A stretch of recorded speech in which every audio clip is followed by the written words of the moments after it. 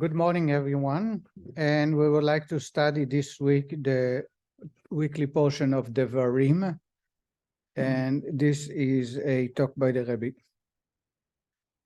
The topic is going to be the translation of the Torah to other languages.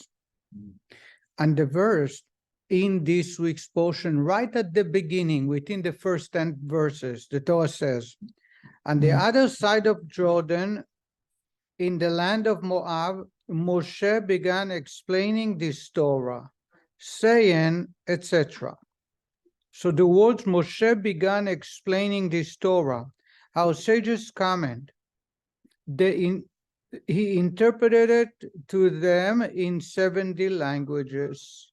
So when Moshe explained the Torah to the Jewish people, what it means is he translated to 70 different languages, to all the languages of the universe at a time. But at that time, the only thing that was spoken among the Jews was Lashon Kodesh. Of course, or maybe some Egyptian. Okay, so he wrote it for the future. But obviously it was for the future, yes. But that's what it means. This is Rashi, by the way. When Rashi says Moshe explained the Torah to them very, very well, he translated it to 70 languages. Similarly, before crossing the Jordan, Moshe commanded the people, when you cross the Jordan, you shall write all the words of this Torah on the stones, as they are thoroughly explained. Later on, Moshe says that. Our sages comment that thoroughly explained means that it was to be written in 70 languages. They had to take 12 stones or 2 stones, and they had to write on those 2 stones the Torah, and should be explained extremely well when they crossed the Jordan. The commentators explained, what do you mean explain it well? Translate it into 70 different languages. Tractate Sofrim, one of the Talmud tractates, relates an event that took place more than 1,000 years after the translation of the Torah described above. So the following is something that happened 1,000 years after Moshe translated the Torah into 70 languages. An incident occurred concerning 5 sages who translated the Torah into Greek for King Ptolemy.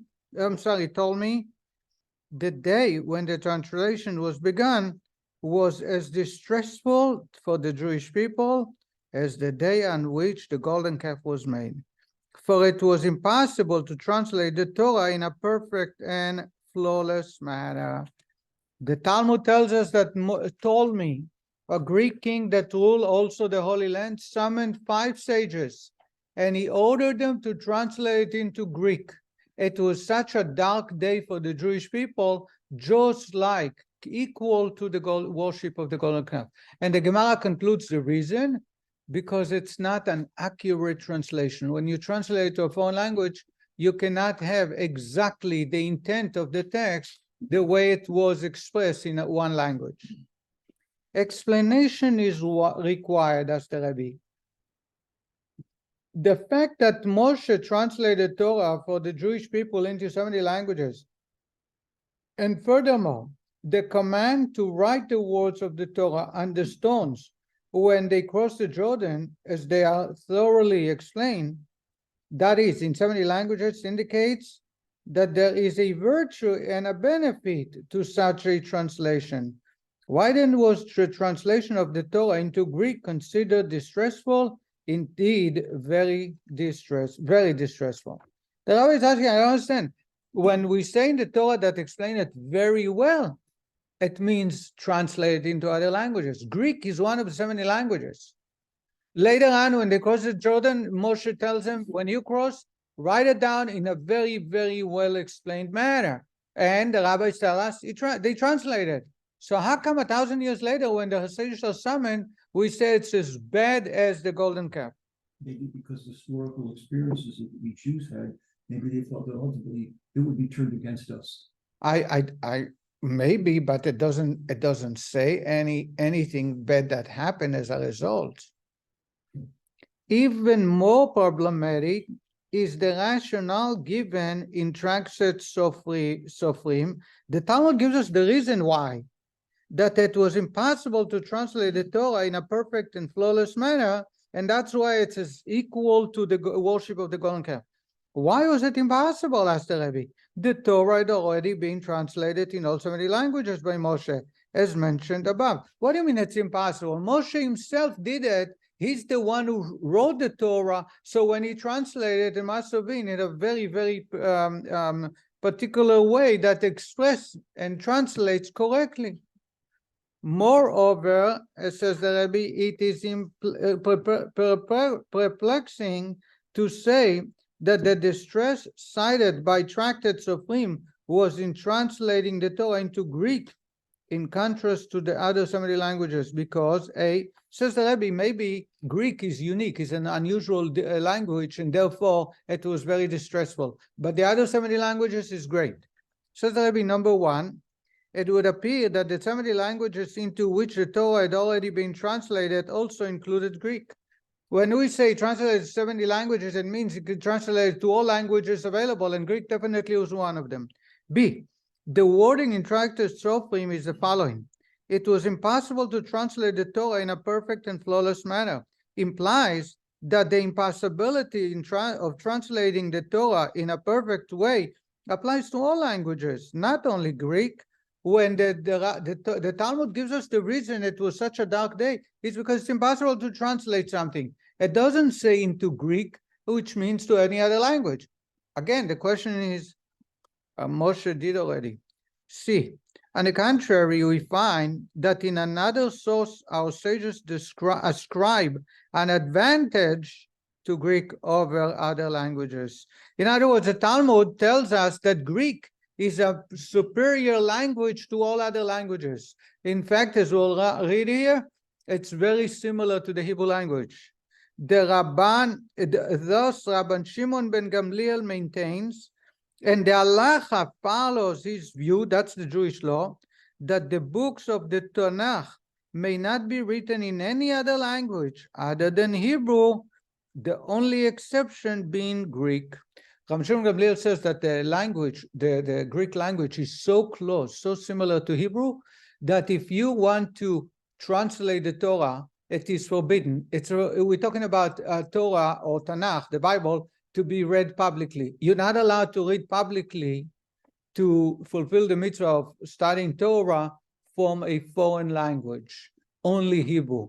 Rabbi Shimon Gamliel says that there is an exception to the rule. Which one? Greek.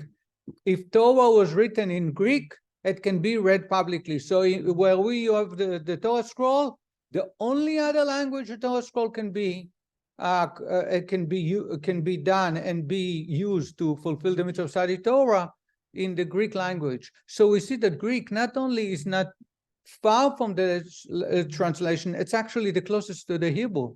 So how is it possible that we are told in the Talmud that this day for translating the Torah to Greek, it was as dark as the golden calf? Furthermore, the Talmud Yerushalmi states, the sages searched and discovered that the Torah could be translated in a perfect and flawless manner only in Greek. The Talmud Yerushalmi, the Jerusalem Talmud, makes it clear explicitly the only language that will encapsulate every part of the text and the intent is Greek. No other language can do such a good job as the Greek language.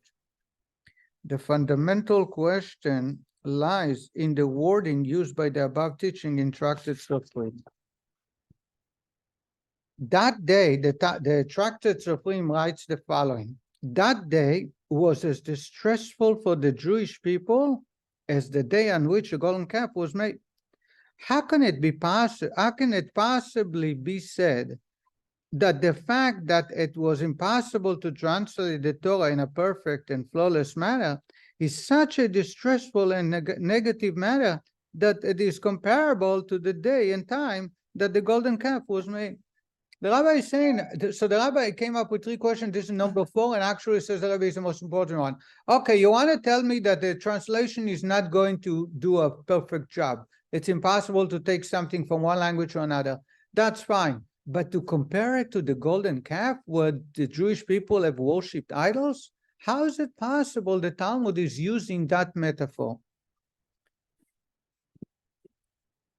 We find the same wording as distressful for the Jewish people as the day on which the golden calf was made, also used in tractate Shabbat. That day, Hillel was submissive, sitting before Shammai like one of the students. That day was as distressful for the Jewish people as the day on which the golden calf was made. That day refers to a day when 18 decrees were enacted in accordance with the ruling of the school of Shammai, despite severe arguments in the house of study. I'm not going to go into the details, but I assume the Rebbe is going to use that as a jumping board to answer the questions. There is a story in the Talmud of Shabbat. Usually the ruling follows which opinion? Hillel. Why? Because they are very humble. They are meek and humble. Not they are great scholars. Shammai was far greater, but Hillel was very meek and humble, so the Jewish people follow the viewpoint. There was one day, the school of Shammai decided to suppress Hillel and rule according to their opinion. So they forced Hillel to sit. They moved him away from leadership. They put him on a bench. And then they started voting on different rulings. And that day they voted for 18 separate rulings regarding Jewish law. And all 18 were cited by majority according to Shammai. This, says the Talmud, now it becomes part of Jewish law. There is nothing you can do. There was no way you can change it because that's going to be desecrating God's name. Once the majority rules, that's a sealed deal. Those 18 rulings are enumerated in the Talmud there, but the Talmud says that that day was so sad and so painful to the Jewish people, and it's a dark day, just like the day the Jewish people worship the golden calf. So you see the metaphor of worshiping the golden calf is used more than once. So therefore the Rebbe would say there must be a connection. Right now, we live by Shammai, right? No, we follow Hillel. The Mashiach comes with the Mashiach. Will change, yes. In that instance as well, explanation is necessary. Why was that day so distressful for the Jewish people to the extent that it was comparable to the day on which the golden calf was made? Commenting on that passage, Rashi states, distressful, it was very difficult, distressful, because Hillel was the Nasi and humble. Hillel was the leader, Nasi, as the president, but he was very humble. So instead of standing for his right and his opinion, he was very humble. He did not allow for a friction and a fight to erupt. Because Hillel was Nasi and humble, that interpretation requires explanation. Seemingly, only the first point, that Hillel was Nasi, is a reason why the day was distressful for the Jewish people. Why? Since he was the Nasi, the president, it was not befitting for him to be submissive sitting before Shammai, like one of the students. However, the second point, that he was humble, is a reason why, from his perspective, it was impossible for him to be submissive, although he was the Nasi. He found it possible to be submissive because he was a humble. In other words, the Rabbi is saying, Rashi says, you know why it was so distressful? Because he was a Nasi and he was submissive, he was humble. Says the Rabbi, the fact that he was humble is actually accommodating why he was willing to let them rule. But it's not a dark moment. What's dark is that a Nasi, a leader, is treated like a student and he's asked to sit in the back bench like everybody else. There are commentators who explain that Rashi's intent was to point out that the source of the distress was because they spurned Hillel, who was the Nasi and humble. This interpretation also clarifies the comparison to the day on which the golden calf was made. Why? Then as well, the Jews spurned Moshe, who was the Nasi and humble, saying to Aaron, make us deity that will go before us.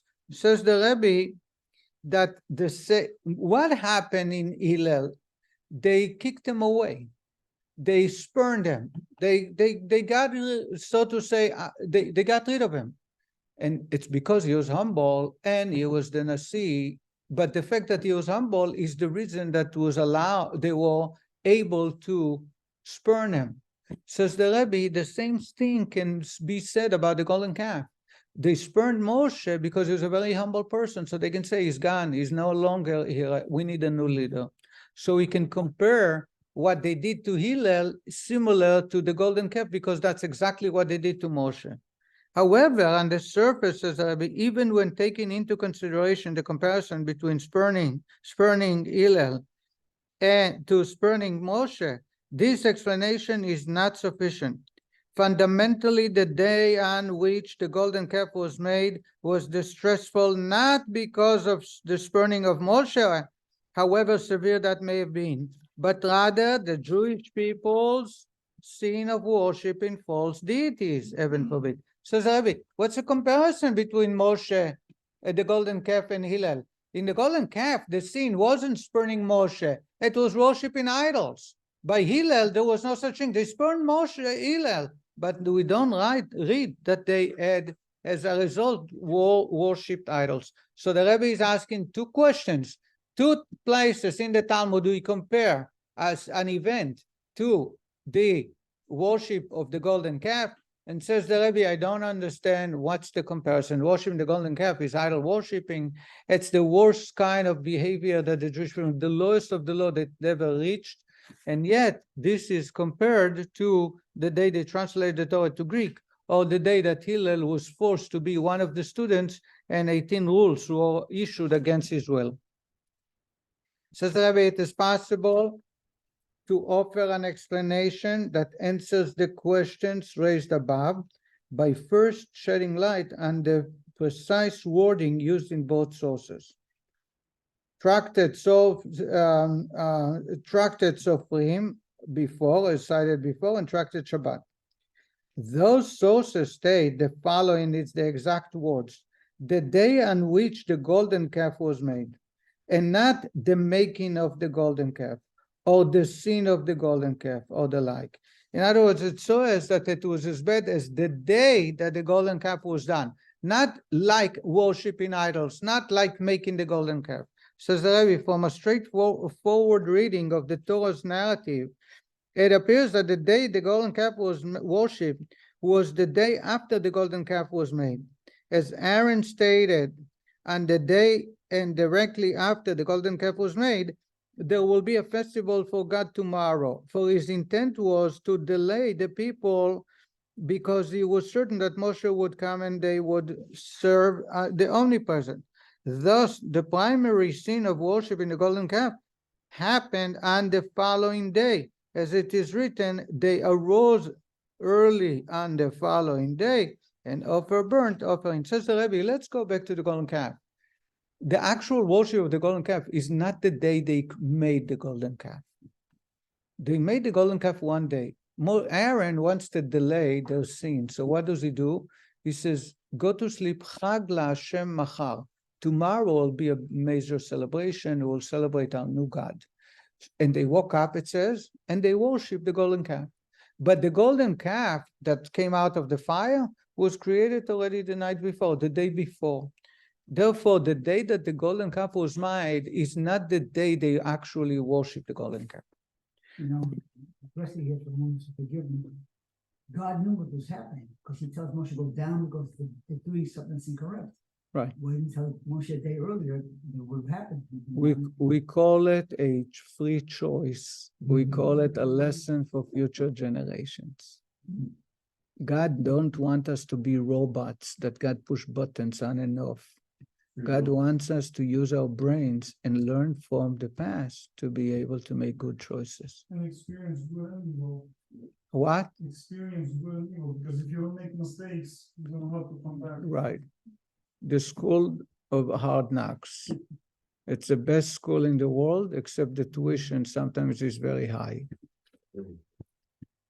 Thus, the wording as distressful as the day on which the golden calf was made, implied that the problem and challenge was not so much the actual making of the golden calf, for afterwards that could have led to a positive result. It was possible that Aaron, as Aaron said, there would have been a festival for God on the following day, because he was assuming Moshe will come, because they would have served the omnipresent. Instead, the distress of the day on which the golden calf was made was that it was a day associated only with the golden calf and not with God's service.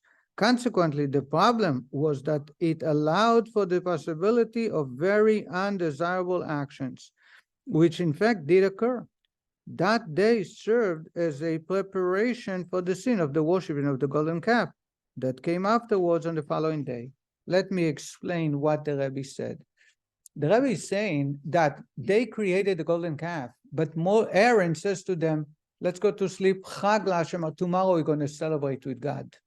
He was hoping that Moshe will arrive by tomorrow, as actually happened, except Moshe arrived in the afternoon, not in the morning. And they got up early. They were eager to worship idols. So the golden calf, the day the golden calf was created, there was nothing wrong, but it led to the worst behavior. Because when they created the golden calf, it could have still become a positive force, which is worshiping the omnipresent. They could have used the golden calf to serve God if Moshe would have arrived a little early, or if they had patience, if they waited a little bit. So the day that golden calf was created was a dark day, because you look at the results that happened afterwards. Afterwards, the choice was very poor, and that used against God. In other words, that day is not the actual worship of God, of idols. That day is not the day that they went away from God. It's the catalyst. It's the first step in the wrong direction, but still it was not certain. It was not for sure until actually the actual worship, which happened the next day.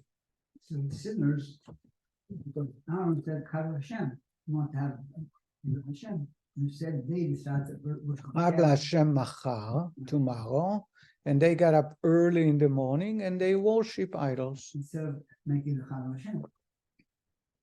Instead of making Chag LaHashem. Very good. And that's what the day in which the golden calf was created. It's not the day in which they worship idols or they worship the golden calf. It's the day that the golden calf was created. That is, so to say, a crossroad. Now, they can take it and utilize it positively or use it in the negative way. And unfortunately, the next day they use it in a negative way. Says the Rebbe, a similar explanation can be given regarding the translation of the Torah into Greek for King Ptolemy. The intent of the statement in Tractate Sofrim, it was impossible to translate the Torah in a perfect and flawless manner, is that it was impossible to translate in a desirable manner using the precise and literal wording that follows the order of the wording of the Torah. As it is written in Lashon HaKodesh, the Holy Tongue, the deficiency of translating in this manner is that doing so allows for the possibility of a mistake in understanding arising afterwards. Says the Rebbe, you know what's the problem with the foreign language? The order, I'm sure you know that in English, you put the object before the numbers. In Hebrew, do you go the other way around? In Spanish too. It's different in English, or it's just like English? Different in English. I believe Russia too, but English is that way. So when you translate, you must reverse the order. What happened when you reverse the order? It creates a potential for misunderstanding, because the order is very precise. One word next to the other is really something for us to learn, to gain something. The fact that you put it in a different language, even though it's the perfect translation, but it's in a different language, therefore the order of the wording is different. You removed a major part of the Torah. So what's the problem? The problem is not now. When someone is familiar with both languages, they can read it in a foreign language and have the full scope of the content. What happens is 50 years later, when someone is only versed in the Greek language and they're going to read it from that language, what happens is they would have missed or misinterpreted the Torah. And I believe there is a room for me to mention that translating the Torah into a foreign language have never in history done so widely as it's done to the English language. Today, there is hardly any book, at least on the surface. We're not talking about questions and answers, responses. There are vast parts of Torah that was not translated, that were not translated. But for medrashim, major commentators, the Torah is all translated to English. Yet, reading it from the English alone is totally disservice. You are missing a major layer of the Torah that can only be unearthed with the proper language, which is the Hebrew or Aramaic. When a non-Jew, King Ptolemy, would afterwards study the Torah as translated precisely in a perfect and flawless, that is directly literal manner, it is possible that he would not understand the correct interpretation of many verses in the Torah. Moreover, it is possible that his understanding would even run contrary to Torah's true intent. For this reason, we find that when the 72 elders translated the Torah to King Ptolemy, the Holy One, blessed be he, endowed the hearts of each one of them with proper counsel, and they all reached a single consensus. There were 13 instances where changes were made. That is, in 13 places, they did not translate the Torah in a perfect and flawless manner. The translation was not literal and did not follow its word sequence precisely.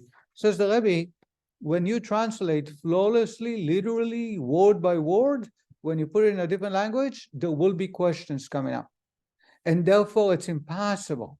That's why later on, he summoned 72 elders. He put them each in a different locked place. He gave them enough food and drink and a bed and ink and inkwell and parchment. It says, translate the Torah to Greek. There were 13 places. They all changed.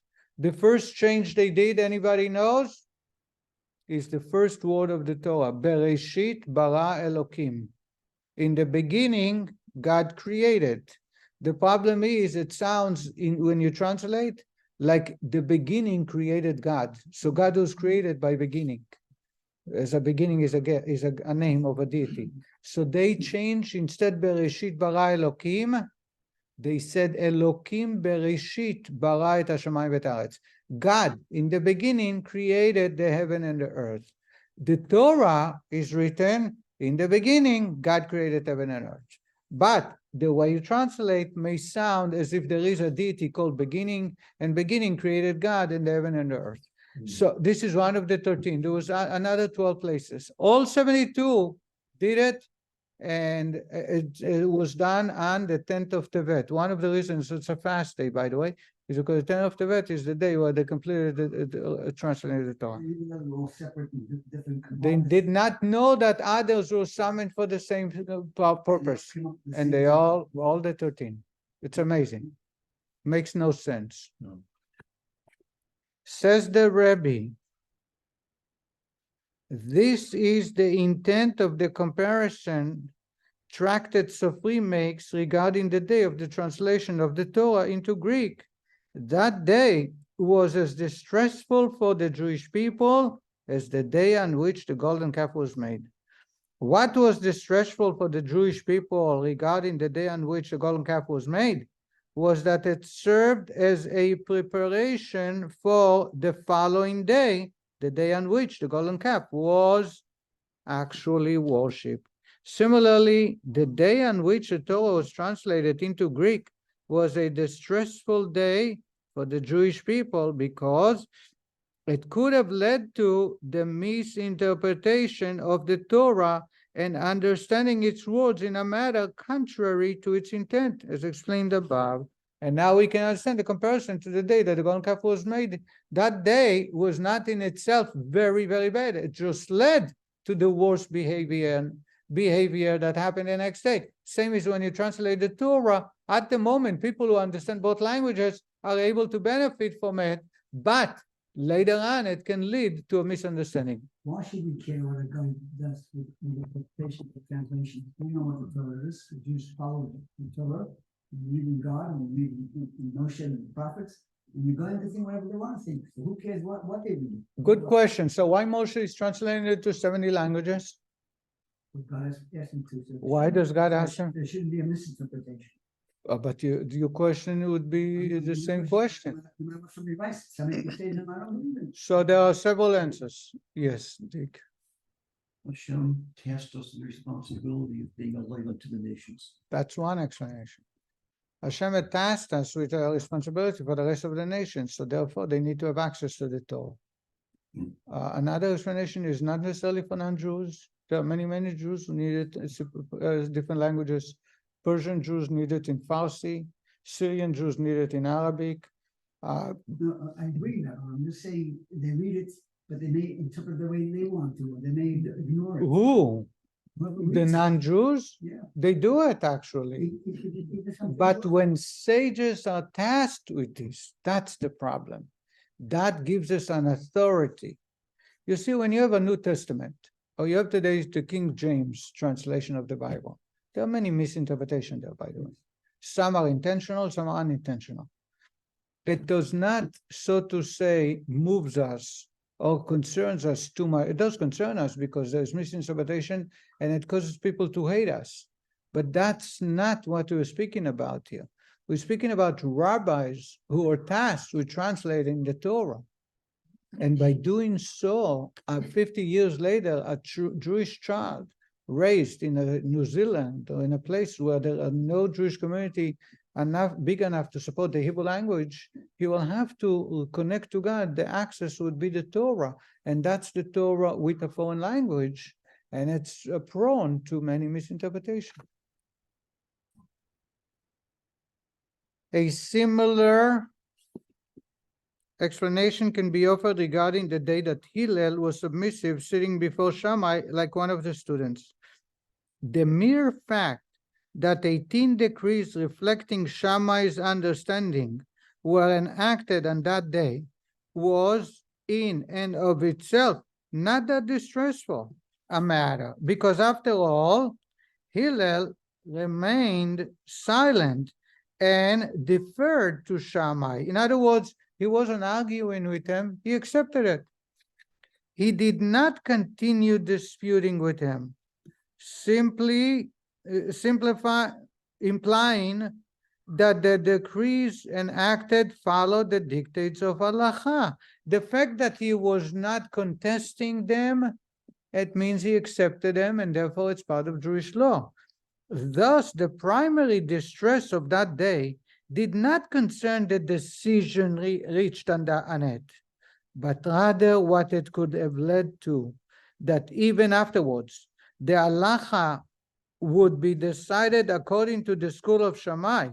This runs contrary to the established halachic principle that the teachings of the school of Shammai that run contrary to those of the school of Hillel are disregarded.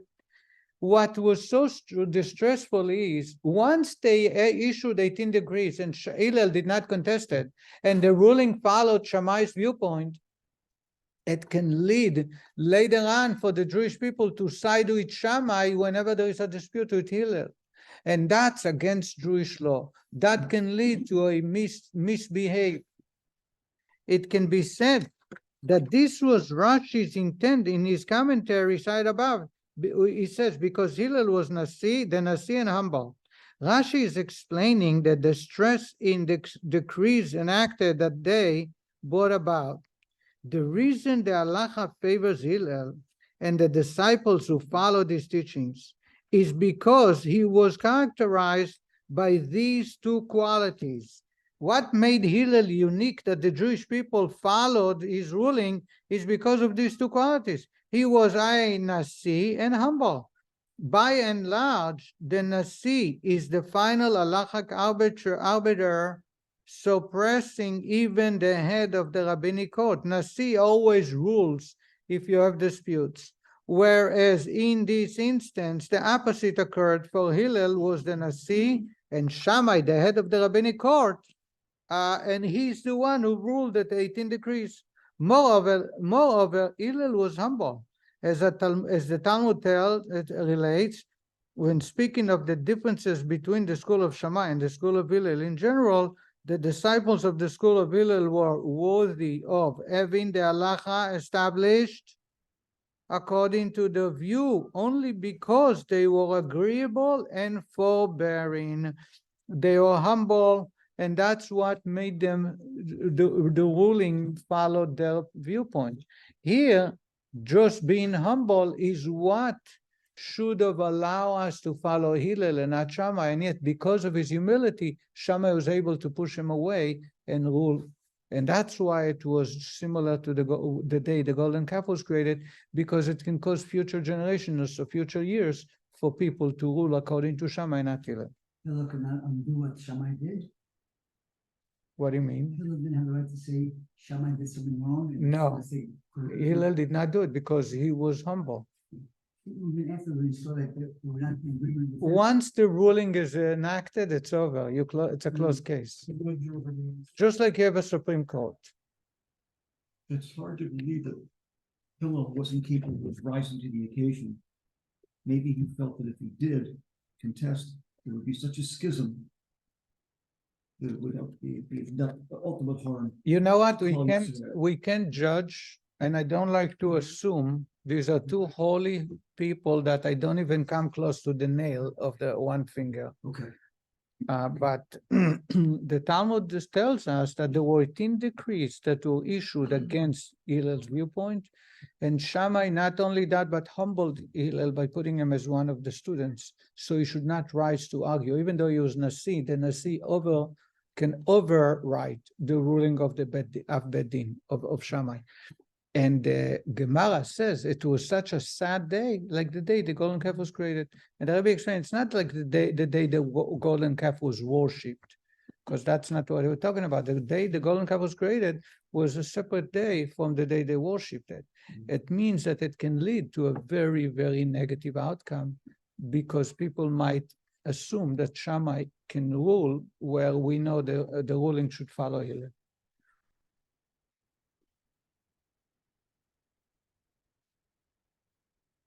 The Rebbe goes on to say that there must be a comparison between translating the language and Hillel being pushed away, otherwise the Torah will not use those two examples.